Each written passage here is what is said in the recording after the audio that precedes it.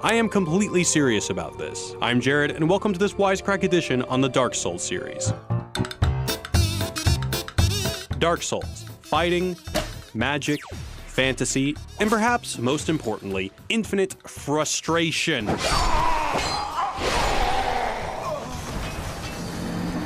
Not only is the gameplay excruciatingly difficult, the storyline is incredibly cryptic. It really is impossibly baffling. Namco has even offered $10,000 to anyone who can explain the story. Many have tried to puzzle it out, but their efforts have only yielded more of what the game already doles out in spades: feelings of defeat and utter frustration. But what if we're looking in the wrong places? What if the so-called plot is just a distraction? Humor me for a second. A story that deliberately leads nowhere may seem silly to some of you who read every item description and obsess about lore, but it's not as uncommon as you might think. Pioneering Italian filmmaker Michelangelo Antonioni, for example, did this constantly. In his most famous film Blow Up, the audience is seduced by a tale of intrigue when a photographer accidentally stumbles upon evidence of a murder in one of his photographs. Warning, art film spoilers ahead. Oh, you wanted to know who the murderer was and why it happened? Too bad we never find out. The plot was a distraction. The movie is actually a character study about a narcissistic artist mired by ennui. Or his film La Aventura, about a woman who goes missing during a Mediterranean boating trip. Oh, you wanted to know what happened to her? Too bad, you'll never find out. The film is actually about the hollow decadence of her spoiled friends. Now you might be thinking that these practices are fine and dandy for an avant-garde filmmaker, but games? Really? I ask you to note that we're not dealing with just any game developer here. The man behind Dark Souls is the enigmatic and elusive video game maestro Hidetaka Miyazaki. Just as Antonioni created meaning through character, today we're going to argue that Miyazaki creates meaning in Dark Souls through visual design. For instance, at the beginning of Dark Souls 2, we see an old lady spinning yarn at a sewing machine. If you're trying to find clarity in what she says, good luck. But if you just focus on the visuals, you'll notice that Miyazaki is making a reference to the Norns of Norse mythology, old women who spin the yarns of fate. See? Now we're getting somewhere. Although the sparse dialogue may not point to any kind of narrative clarity, think back, deep into your past. It still echoes the game's thematic core. At least you know your own name. Indeed, the game seems to be about piecing together a broken past and figuring out who we are. At the character creation screen, the game even deliberately prompts you with the question, is this your true self? Dark Souls is a nightmarish descent into the unconscious, where it explores our identity and our deepest desires. Part 1, Back to the Womb. Let's start at the beginning. The first Dark Souls begins with a visual birthing scene. The camera plunges into a crevice that, let's face it, is deliberately shaped like a vagina, through a tunnel that is not unlike an ovary, and into a pit that resembles a womb, which is full of things being born. Yes, we're absolutely going there. At the beginning of Dark Souls 2, we have a similar scene, only this time structured in reverse. We begin the game inside a labyrinth of tunnels, tubes, and caverns, and we have to work our way out till we go through a vagina-like crevice into the light. This tutorial section of the game takes place in the womb, and when we are developed enough, we get out. And now that we're born, we can begin our quest. These images are not just at the start of the games either. The landscapes often appear womb and ovary-like, and in Dark Souls 1, the essential item humanity is very deliberately vagina-shaped. The word itself makes some men uncomfortable. Vagina. In fact, Dark Souls 2 is full of mother symbols from the start. Yonic, or vagina-like imagery, is quite common in popular media. Whether it's Fight Club, Rick and Morty, the Alien franchise, or Videodrome, artists know they can always turn to everybody's favorite orifice when trying to implement themes of birth, rebirth, and, well, sex. Even when we escape the womb, the game continues to abound with further images of birth. We find a mysterious nest and eggs that transport you to other places. We visit the demon ruins, which are covered with hideous egg monsters. We can even get infected with a horrible egg head. We encounter pregnant monsters hidden in cells, as if we've repressed them. In Bloodborne, characters talk about the bloody scenes of birth and the screams of pregnant women as you collect parts of an umbilical cord to put back together. The game finishes with a bizarre Lovecraftian baby alien. The blood dregs look suspiciously like semen, various creatures have various births, and some have even speculated that the blood that we drink in the game could be menstrual. Of course, the title Bloodborne perhaps says it all. But instead of the common trope of having a freaky alien within us, we are the creatures moving around the alien womb world. The question is, are we trying to get out or back in? We don't seem to want to escape this womb, and we keep plunging deeper within it, trying to get to the secrets held inside these depths. There, that hole. It's Take a closer look. While tomb raiding is a familiar trope in video games, womb raiding is something unique to Dark Souls. So why this obsession with birth? Well, it goes back to the fact that this is a game about lost identity, and about working out who we really are. Sometimes I feel obsessed with this insignificant thing called self. Game-changing psychoanalyst Sigmund Freud thought that because we all find our own identities so complex and hard to understand, we look back to our very origins trying to figure out who we are, all the way back to the time we spent in our mother's womb. Actually, Freud says we look back even further to our very first moment, the moment our parents had sex. Ay, caramba! Freud calls this the primal scene, the event which started us, and that, according to him, we always dream of. The first line of Dark Souls 2 is, "Perhaps you've seen it, maybe in a dream, a murky, forgotten land." The premise of the game is how to get back to this murky, forgotten land which we can never remember, an endless search for our identity.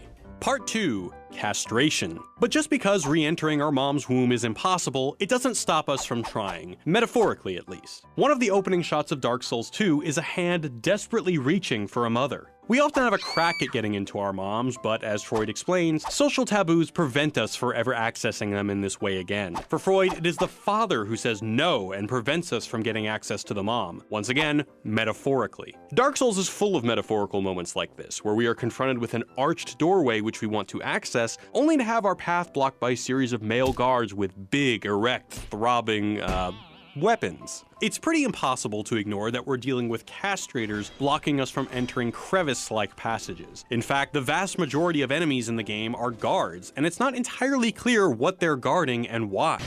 The guards, from monsters to suits of armor, are almost exclusively castrating figures wielding large sharp swords, spears, halberds, and other phallic weaponry. There's even a boss in Demon Souls called the Penetrator, who, you know, sticks it to you good. For Freud, swords are always the symbol of castration. Like our fathers, these enemies threaten to cut off our dicks as we attempt to get to the mother, metaphorically. Now, if you've played one of these games, chances are you've seen this screen once, twice, or maybe 500 times. The average person sees this deflating message an incredible 739 times in the course of completing Dark Souls 2. You die a lot, and as such, the game creates a feeling of being a constant failure.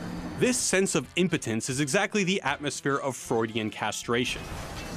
You know that final giving up when you have a great sigh of defeat, put the controller down, and slope off to bed? You've been castrated and are filled with impotent failure. Nothing quite deflates your manhood like being destroyed by a hulking male giant wielding a formidable phallus. Really, does the sword have to be that big? These guys make Cloud Strife look like a bitch. On top of he-men packing huge dongs, the game also features some interesting depictions of women enemies. When we approach Scorpioness Najka in Dark Souls 2, you might be thinking, oh damn, she's kinda hot, I wonder what's below the— oh shit! An attractive top half but weaponized bottom half can also be seen in Myth of the Baneful. Another major female enemy, Queen Quelaag, has monstrous teeth in place of a vagina, sending the message that trying to re-enter the womb is the ultimate social taboo. Don't go there, or you'll get bitten. This classic symbol of castration is rooted in the concept of the vagina dentata, literally meaning a vagina with teeth. The vagina dentata began as an ancient folklore tale, but then became an important concept to philosophy and eventually psychoanalysis. It's the idea of a vagina with secretly hidden ferocious penis-decapitating fangs. In previous centuries, prohibiting fathers even made chastity belts with metal teeth to make this terrifying myth a reality. Thus, in Dark Souls, we've got a visual embodiment of Freud's idea of castration anxiety. The idea is to show us our desire, and then, instead of letting that desire be fulfilled, attack and symbolically castrate us, leaving us weak and unfulfilled.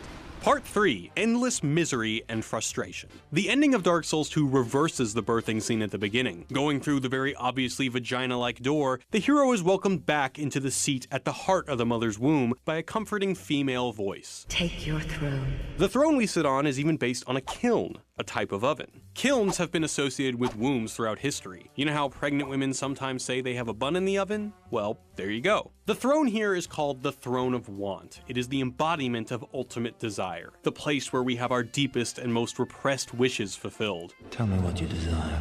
To get there, you have to defeat more penis-wielding giant alpha males. Finally, our hero sits in the Throne of Want and feels something we all want: satisfaction. Satisfaction. But how do we feel as the player of the game? Are we now fulfilled along with our character? It's unlikely. I mean, what the hell just happened? Why did I spend 60 hours grinding my teeth to finally sit my ass down on this fucking throne with just more vague dialogue? The curse wasn't even lifted. Wasn't that the whole point? Indeed, we feel frustrated again. Ultimately, we'll never work out the puzzle of our desires or our identities. The mysterious female voice even says, souls will flourish anew, and all of this will play out again. Souls will flourish anew, and all of this will play out again. The most influential follower of Freud was fellow psychoanalyst Jacques Lacan, who argued that we can never be fulfilled because as soon as we get what we want, we stop wanting it. Kevin Spacey explains this idea. The moment, the second that you get what you seek, you can't want it anymore. He coveted what he did not have, and it drove him mad. In Dark Souls 2, the ancient dragon even tells us this Lacanian argument directly, that the curse of life is the curse of want. We are destined to forever be unfulfilled, always unsatisfied. Conclusion. On a rare occasion when Miyazaki commented on the Dark Souls series, he said the games are about the strange crossover between life and death. He says he wants his games to explore questions like, what is death? And for that matter, what is life? Looked at through this lens, Dark Souls can be considered a metaphor for life itself. In Dark Souls 2, you are developed in the womb, then you are born, then you are plagued with endless desire, frustration, and misery until you confront death, and through death, you return to the peaceful oblivion of your mother's womb. Dark Souls visualizes our horrific unconscious desires, our complicated relationship with birth, and our endless failure to be fulfilled with a nightmarish flair. And despite all that, I'm still jazzed as hell for Dark Souls 3. Hey guys, as always, thanks for watching. We wanted to throw a special shout out to our collaborator on this video, the Dark Souls master himself, vaatividya. He makes quality videos all about narrative interpretations of Dark Souls 1, 2, 3, Demon Souls, and Bloodborne. vaatividya helped us get a ton of the footage you saw in this episode, and we literally couldn't have pulled it off without him, so thank you. Light this bonfire to visit vaatividya's channel page, subscribe while you're over there, and tell him Wisecrack sent you. And if you like this episode, you should check out our other videos too. Click on this very suggestive piece of humanity to go to our channel page where you can find more of our brain-tickling videos and subscribe. I promise we won't bite. As you can imagine, our videos take a lot of effort and a long time to make. It takes an entire team of people to bring these episodes to life. Gamers, writers, researchers, academics, filmmakers, artists, editors, audio engineers, and yes, even interns. We're lucky to work with some of the most talented folks out there who put their heart and soul into making sure that every video we release is as smart and entertaining as it can be. So show your love by clicking through to our channel page and subscribing. Alright, we've got tons of work to do in other videos. Catch you next time.